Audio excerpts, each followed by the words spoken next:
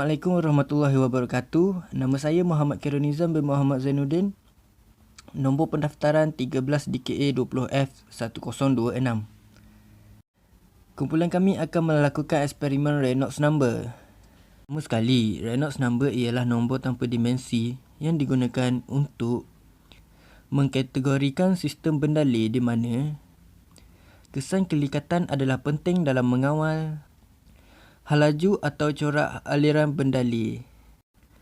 Reynolds number juga adalah nisbah daya inersia kepada daya likat. Kita lihat alatan Reynolds number yang digunakan dalam eksperimen ini.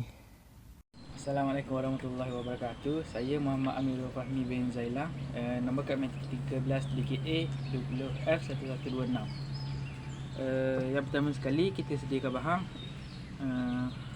Cara untuk membuat dia, yang pertama, masukkan hos getah ni ke dalam botol.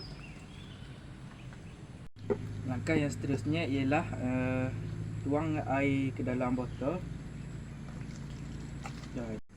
Seterusnya masukkan pecah gari ke dalam wayar tersebut.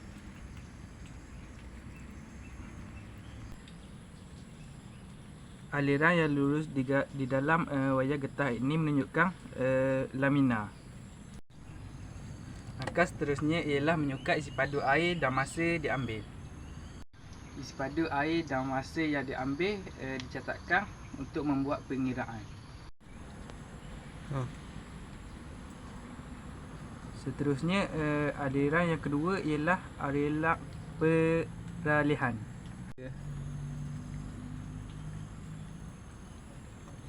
Aliran yang terakhir sekali ialah aliran gelora. Assalamualaikum warahmatullahi wabarakatuh. Nama saya Muhammad Amiruddin bin Abdullah. Nombor matrik 13 DKA 20F 1046. Jadi saya akan menerangkan tentang type of flow, ini jenis flow. Okey, yang pertama lamina RE lebih kecil daripada 2000. Velocity-nya rendah, berwarna tidak bercampur dengan air. Saran berdalih bergerak dalam garis lurus. Yang kedua, turbulent. RE lebih kecil daripada 4500. Velocity yang tinggi, berwarna dicampur dengan cepat dan lengkap. Laluan zarah tidak teratur sama sekali. Dan yang terakhir, transition. Hak laju purata aliran dari lamina ke turbulent. 2000 lebih kecil daripada RE dan RE lebih kecil daripada 4500. Velocity sederhana. Flamer berion dan bercampur sedikit. Okey, jadi saya akan menerangkan tentang formula dan sample collection. Reynolds number sama dengan density of the fluid, flow speed dengan characteristic linear dimension per dynamic viscosity of the fluid. Jadi contoh soalan dia ni, a Newton fluid with a dynamic viscosity of 0.38 Newton second per meter square and a specific gravity of 0.91 flows through a 25 mm diameter pipe with a velocity of 2.6 meter per second. Determine the Reynolds number and type of flow. Jadi solution dia dah kasih dynamic velocity. Dynamic velocity dia 0.36 Newton per second per meter square. Lepas tu specific gravity 0.91.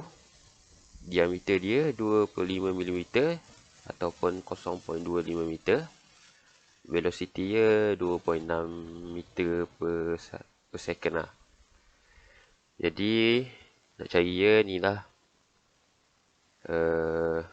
Ia sama dengan 0.91 darab 2.6 mm per second darab dengan 0.75 per 0.38 Newton per second per meter square.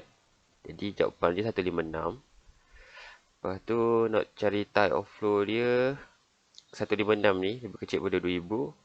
Flow dia sama dengan lamina lah. Tapi jika lebih kecil daripada 2000 lagi, jadi flow dia ni akan jadi turbulent. Itu saja. Simpulan daripada eksperimen ini, Reynolds number membantu meramalkan corak aliran dalam situasi aliran bendalih yang berbeza. Apabila aliran rendah, aliran dilabel sebagai aliran laminar. Manakala di sebaliknya, aliran akan dilabel sebagai aliran bergelora.